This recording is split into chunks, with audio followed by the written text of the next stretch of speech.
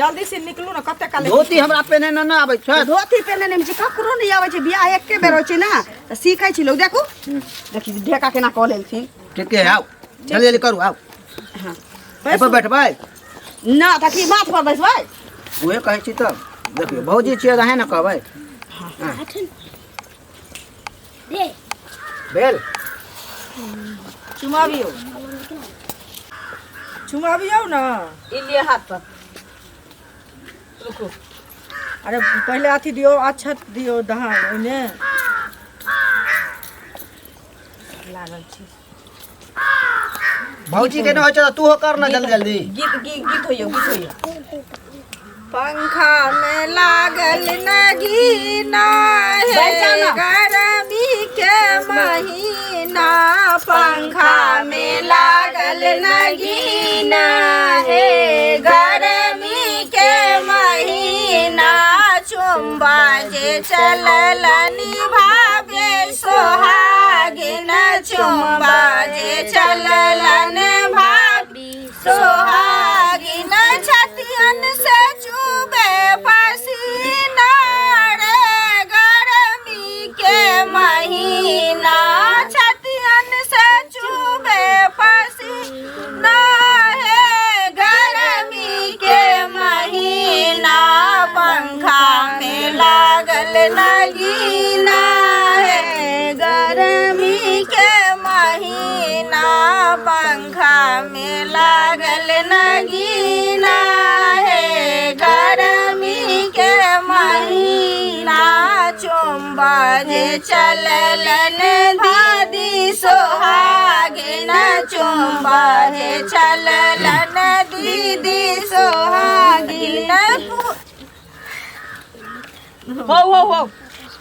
गाना भुला जा छी चुमा बहु है ललना धीरे धीरे चुमा बहु है ललना धीरे धीरे बजा बहु है ललना धीरे धीरे बजा बहु है ललना धीरे धीरे चुमा है चललन भाभी सोहागिन चुम्बा हे चललन भाभी सोहागिन चुमा बहु है ललना धीरे धीरे चुमा बहु है ललना धीरे धीरे चुमा बहु है ललना धीरे धीरे चुम्बा हे चललन फुआ सोहागिन चुम्बा हे चललन फुआ सोहागिन चुमा बहु हो ललना धीरे धीरे बजा बहु है ललना धीरे धीरे बजा बहु है ललना धीरे धीरे चुमा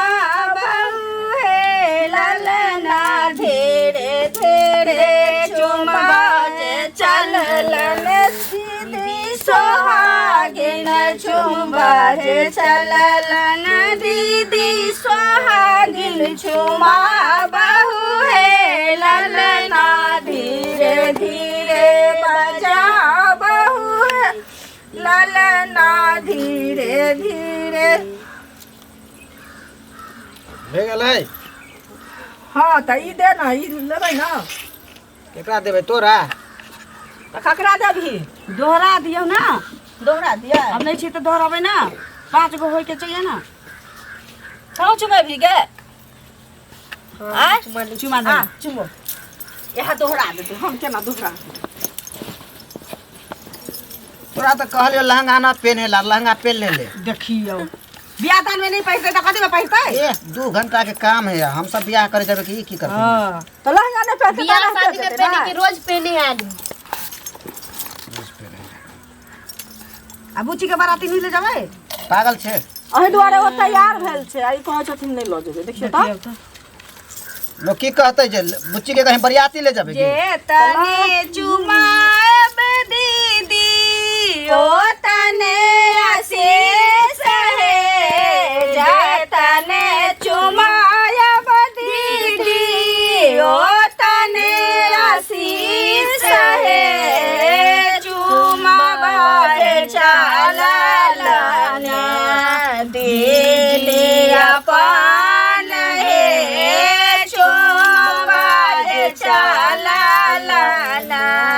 दीदी अपन हे जे तने चुमायब दीदी ओ तने से जतने चुमायब दीदी ओ तने से सहे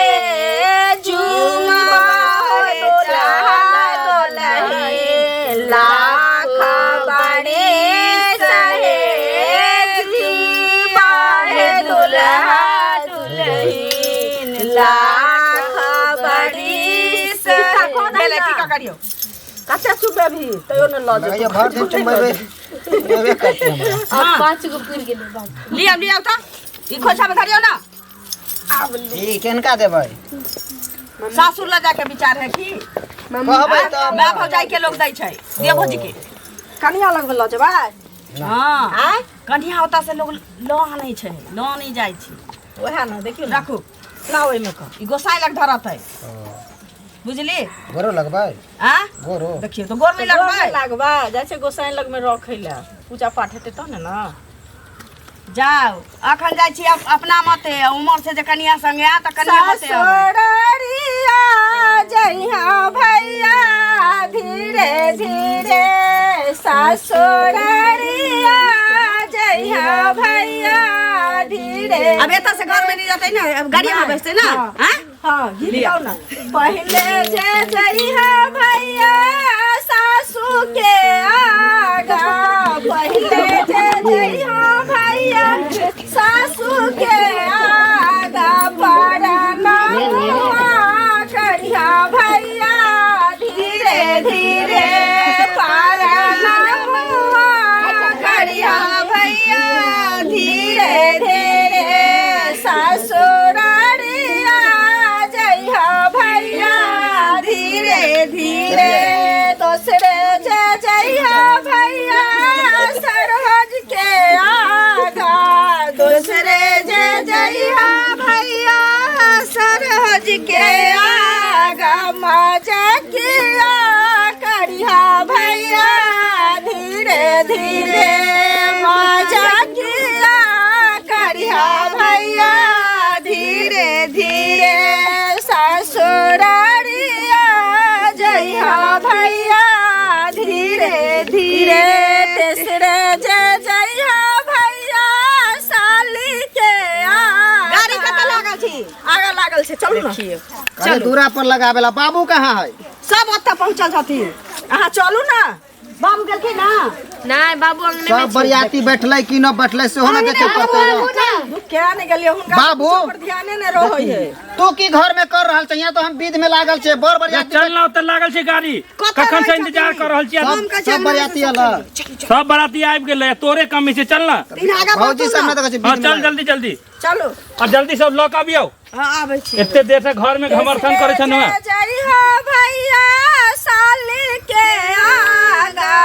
तेसरे जे जइहा भैया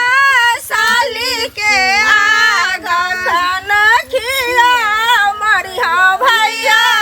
धीरे धीरे कनखिया मरिहा भैया धीरे धीरे ससुररिया जइहा भैया धीरे धीरे ससुररिया जइहा भैया धीरे धीरे सुनो ना दीदी के कहलिए बउआ